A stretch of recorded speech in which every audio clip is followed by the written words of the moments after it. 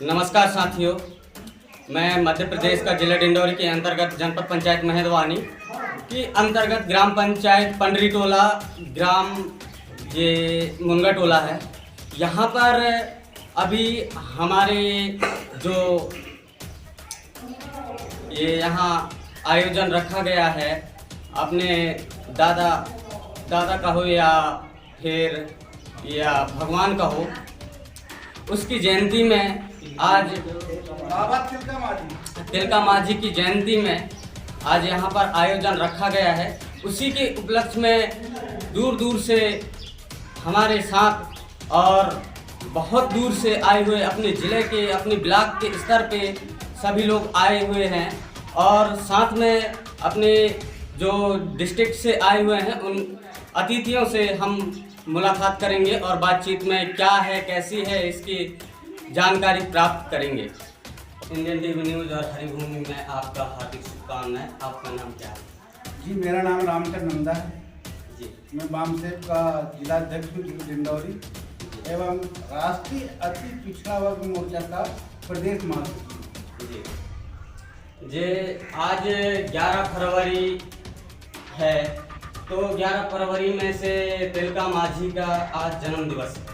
जी हाँ, तो जन्म दिवस के बारे में जानकारियाँ बताइए। जी आज ये हमारा जो है बाबा तिलका माझी जबरा पहाड़िया के नाम से प्रसिद्ध हैं। ये झारखंड, अभी वर्तमान में झारखंड में भागलपुर जिला और तिलकपुर ग्राम में 11 फरवरी सन 1750 में इनका जन्म हुआ था। ये बचपन से बड़े झगड़ालू लड़ाकू भी थे। ये जबरा पहाड़िया के नाम से जाना जाता है। अंग्रेजों से गुरिल्ला युद्ध किया करते थे। क्यों करते थे युद्ध? क्योंकि अंग्रेज लोगों को इनसे टैक्स वसूला करते थे। जंगल में रहते थे, जंगल का टैक्स लिया जाता था उनसे और ये टैक्स नहीं देते थे तो उनको बहुत पिटाई किया करते थे। इससे क्षुब्ध होकर के बाबा तिलका माझी पहाड़ों में चले जाते थे और वहाँ से गुरिल्ला युद्ध, छोटे छोटे टुकड़ों में युद्ध होता है, माने छुप कर के युद्ध किया जाता है। जंगलों में छुप जाते थे और रात में लड़ाई करते थे। ऐसा टोली बना करके ये लड़ाई अंग्रेजों से लड़ते थे। और जैसे कि तिलका माझी लड़ाइयाँ जो लड़ी वो लगभग कितनी वर्ष तक संघर्ष किया तब जाके विजेता हासिल हुई और अभी आज़ादी के साथ में रह रहे हैं, इसके बारे में? तिलका माझी जी ज़्यादा समय इनका लंबा नहीं रहा है।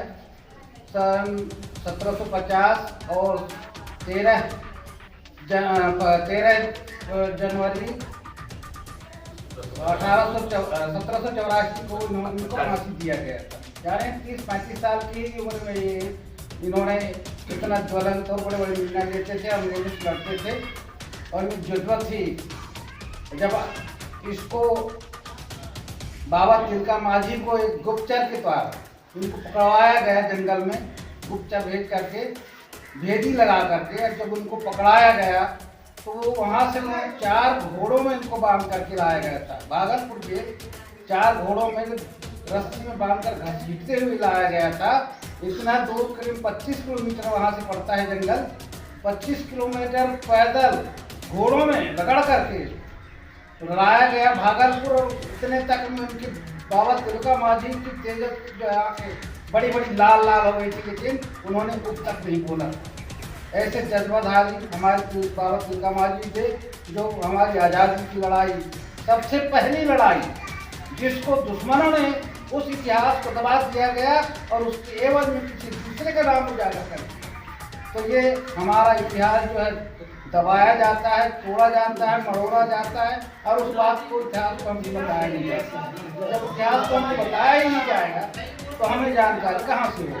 तो तिलका माझी को 13 फरवरी सन 1784 को एक बरगद के पेड़ में इनको फांसी दी गई।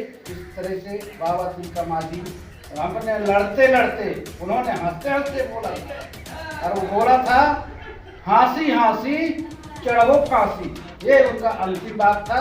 वो तिलका माझी को जी बताइए सर, जैसे कि अभी कह रहे हैं कि फांसी दे दिया गया है, किस कारण से फांसी दिया गया था, जरा इससे विस्तार से बताइए। इसका फांसी का कारण ये था, जब जंगल में अंग्रेज लोग जाते थे तो उनका अंग्रेजों का जो कलेक्टर हुआ करता था, सबसे बड़ा रैंक, उस कलेक्टर को तिलका माझी जो है दादाजी ने, बाबा जी ने एक पेड़ के ऊपर चढ़ गया। नीचे सब लोग ढूंढ रहे हैं, लेकिन तिलका माझी ऐसे छिप करके एक बड़े झाड़ में बैठ गए।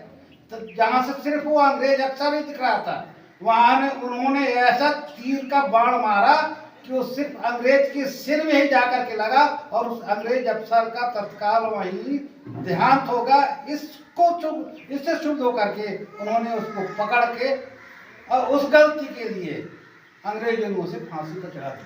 बहुत बहुत धन्यवाद। मैं इंडियन टीवी न्यूज से नरेश मरावी। जय हिंद, जय भारत।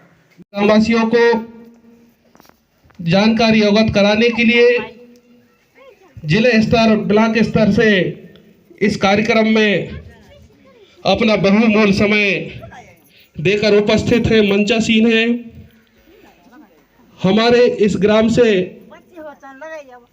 अतिथिगणों को तिलका माझी, बाबा तिलका माझी की जन्म जयंती पर हार्दिक अभिनंदन, स्वागत है।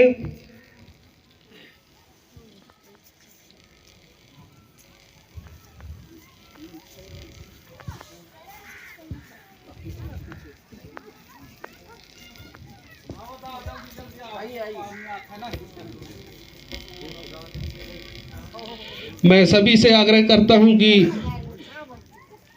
भांति भांति इस प्रतिमा में बाबा तिलका माझी का हल्दी चंदन से तिलक लगाकर स्वागत संबोधन करने का कष्ट करते जाएंगे, ताकि हम अपने इतिहास को